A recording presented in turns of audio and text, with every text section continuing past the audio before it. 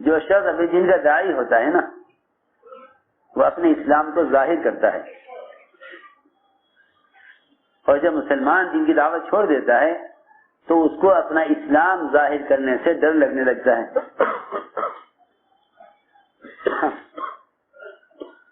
دو چیزیں پیدا ہوتی ہیں دعوت چھوڑ کر، ایک اسلام کی علامتوں کو ظاہر کرنے سے شرم آنے لگتی ہے، اور دوسرے اسلام کے فرائض کو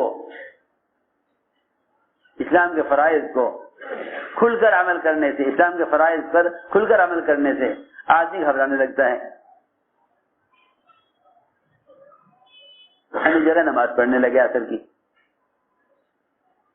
ایک جگہ عصر کی نماز پڑھنے لگے، ایک جگہ عصر کی نماز پڑھنے لگے۔ ایک ساتھ نے کہا اوہو آپ کو خبر نہیں، قانون آ گیا، قانون کہ ادھر ادھر کہیں نماز نہیں پڑھ سکتے سوائے مسجدوں کے۔ میں نے کہا کیوں؟ اللہ نے تو کہا ہے کہ ساری زمین سجدہ ہے، اور تم پچھلی قوموں کی طرح، پچھلی امتوں کی طرح کہنے لگو کہ نماز مسجد میں پڑھو۔ ہم سفر میں تھے کیونکہ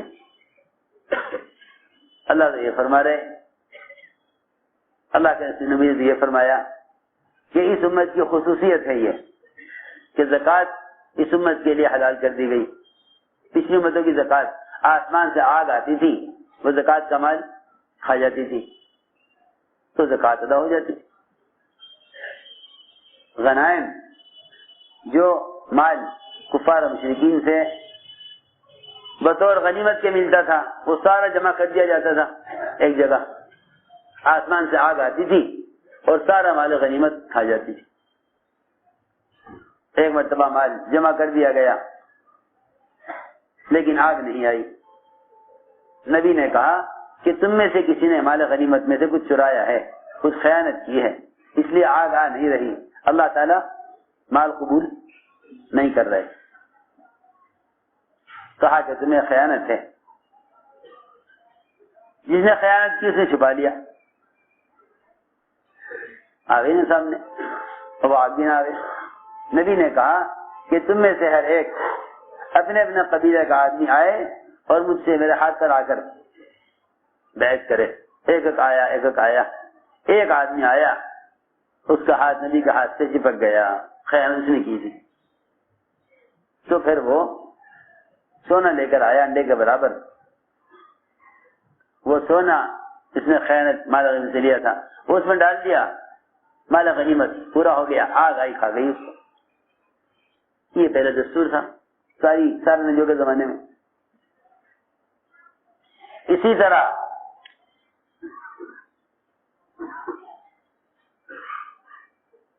جو ہے زکوٰۃ کا مال، وہ بھی آسمان سے آگ آتی تھی، زکوٰۃ کا مال کھا جاتی تھی۔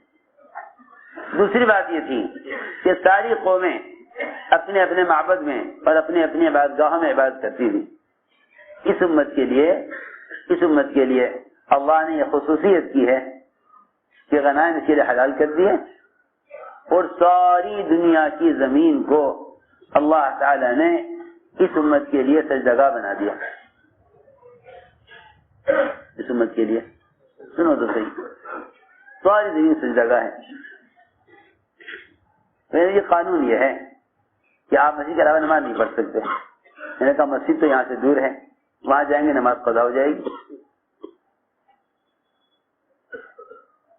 یہ تمہارا یہ کہنا کہ قانون یہ ہے، ہمیں قانون کی رعایت کرنی چاہیے، اس کا مطلب یہ ہے کہ تمہارے دل سے اللہ کا تاثر ختم ہو چکا، اب تمہارے دل میں قانون کا تاثر ہے۔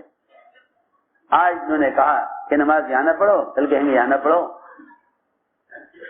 جی ہاں، جو مسلمان ایک کھانا کھانے کی سنت کو بھی قانون کی وجہ سے اگر چھوڑ دے کہ بھائی سنتی تو ہے، اس کے چھوڑنے میں کیا حرج ہے، کوئی قانون ہم سے نماز چھڑوا نہیں رہا، قانون کوئی زکات سے تو چھڑوا نہیں رہا، قانون کہیں حج سے تو روک نہیں رہا، جو فرائض ہیں ان پر عمل ہو جانا کافی ہے، قانون یہی تو کہہ رہا ہے کہ بھائی اس سنت پر عمل نہ کرو۔ تو ایک سنت کو اگر قانون کی وجہ سے چھوڑ دینے میں کیا حرج ہے؟ ایک سنت کو قانون کی وجہ سے چھوڑنے میں کیا حرج ہے؟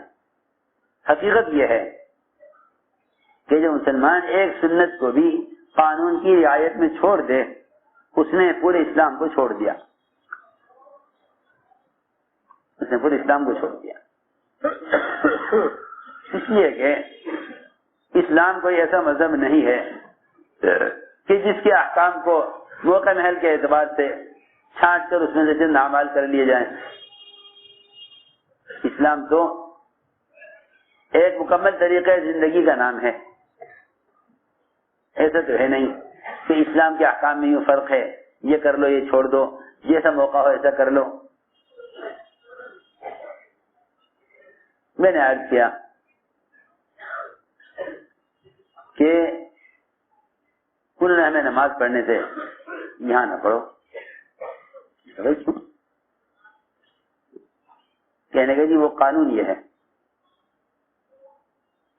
ابھی مصلی بچھانے کی راستے میں کوشش کر رہے تھے، سڑک پر، سڑک کے کنارے، اندر سے ایک آدمی نکل کے آیا، کہنے جی کیا کر رہے ہیں؟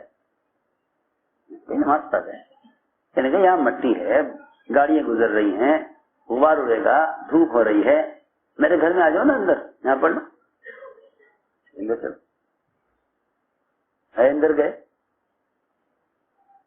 اندر گئے، اوہو غیر مسلم کا گھر، غیر مسلم کا گھر۔ ہم نے پوچھا اس سے قبلہ کدھر ہے؟ قبلہ یہ قبلہ ادھر ہے۔ سجدے کہنے کا بھائی تم ذرا قبلہ نکال کے دیکھ لو، یہ تو بیچارہ غیر مسلم ہے، اس سے کہنے کا کیا اعتبار؟ سادی کہنے کی نہیں جی ادھر ہے، تو اگر جی کہا کہ نہیں نہیں یہ غلط کہہ رہے ہیں آپ کے آدمی، میں بتا رہا ہوں قبلہ اس طرف۔ قطب نما نکال کے دیکھا تو جدھر وہ غیر مسلم کہہ رہا تھا قبلے کو، ادھر ہی قبلہ نکلا۔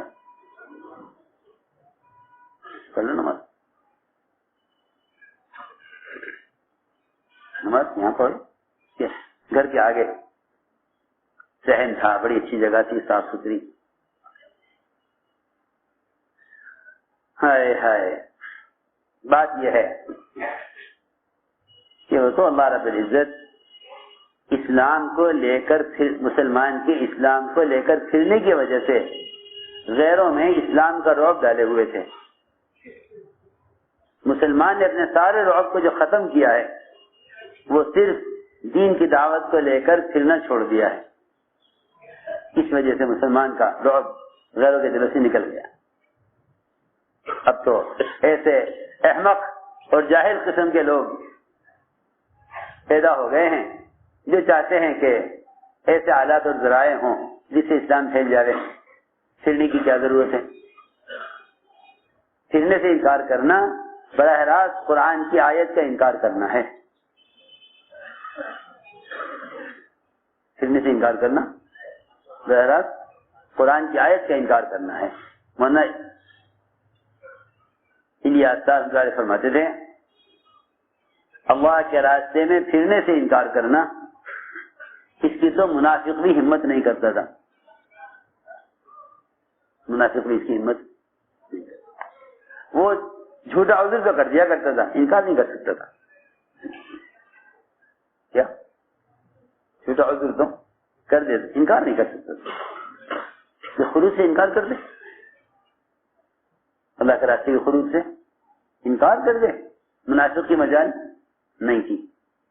کیونکہ دو چیزوں پر امت کو جمع کیا گیا تھا، دعوت پر اور عبادت پر۔ اس لیے منافقین نماز نہیں چھوڑتے تھے، نماز نہیں چھوڑتے تھے، ایک نماز نہیں چھوڑتے تھے، دوسرے اللہ کے راستے کی نقل و حرکت کو سمجھتے تھے کہ اگر اس کو چھوڑ دیا تو ہم مسلمانوں کی جماعت میں شمار نہیں کیے جائیں گے۔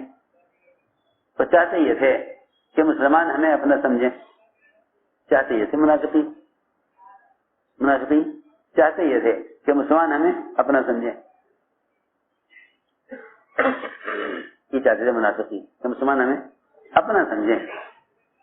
مسلمانوں کے درمیان اپنے آپ کو مسلمان کہلائے جانے کے لیے وہ اللہ کے راستے کے خروج کو بھی اہم سمجھتے تھے، البتہ عذر کرتے تھے تاکہ مسلمان یہ کہیں بھائی یہ ایک مجبوری آ گئی ہے، گھر میں کچھ ضرورت پیش آ گئی ہے، کوئی مجبوری ہو گئی ہے نکلنے سے، اس لیے نہیں نکل رہے ہیں، ورنہ نکلنا چاہتے ہیں۔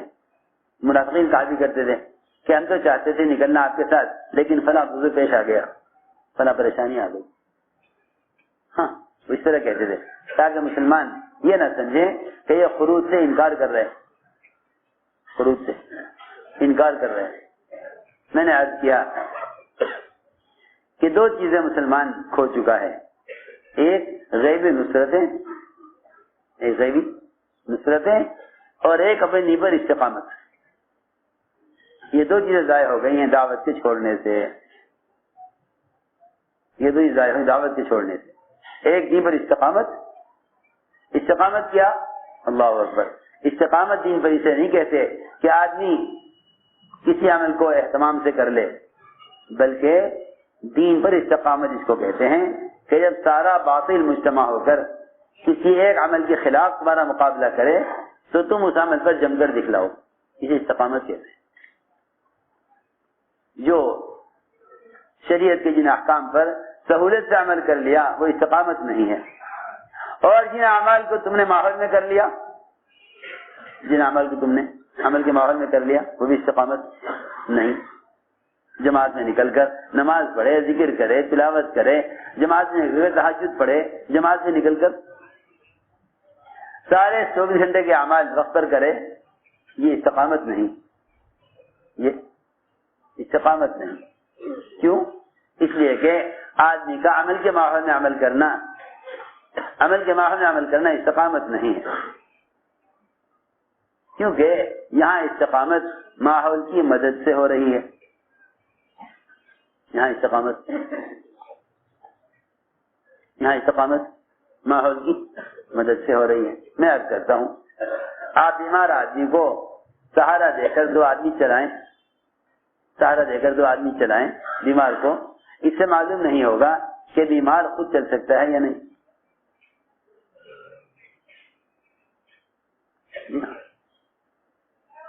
ڈاکٹر کہتے ہیں مریض سے ذرا چل کر دکھلاؤ، ذرا چل کر دکھلاؤ۔ آپ بچے کا ہاتھ پکڑ کے چلا رہے ہیں تو آپ نہیں کہہ سکتے کہ بچے کو چلنا آیا یا نہیں آیا جب تک وہ خود قدم نہ اٹھائے۔ میں عرض کر رہا ماحول میں کسی عمل کا ہونا استقامت نہیں ہے، بلکہ خلاف ماحول، جہاں ماحول خلاف ہے وہاں عمل پر جمنا استقامت ہے، وہاں عمل پر جمنا استقامت ہے۔ عمر نے دعوت کو چھوڑ کر دو چیزیں ختم کر لی، ایک اللہ کی غیبی مددوں کا دروازہ بند کر لیا، غیبی مددوں کا دروازہ بند کر لیا، اس لیے کہ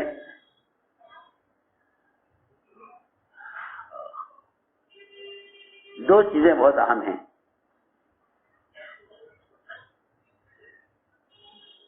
ایک دعاؤں کی قبولیت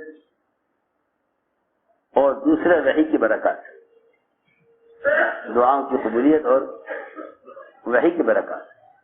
دعاؤں کی قبولیت اور وحی کی برکات، یہ دو چیزیں بہت اہم ہیں۔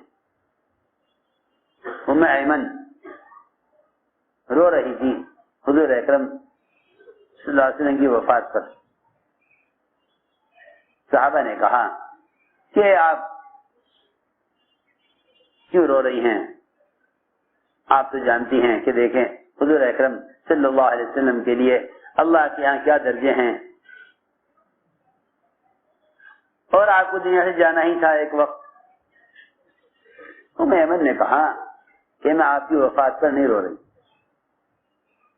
میں آپ کی وفات پر نہیں رو رہی، میں آپ کی وفات پر نہیں رو رہی، میں تو اس پر رو رہی ہوں کہ آسمان سے ایک وحی کا سلسلہ تھا وہ ختم ہو گیا۔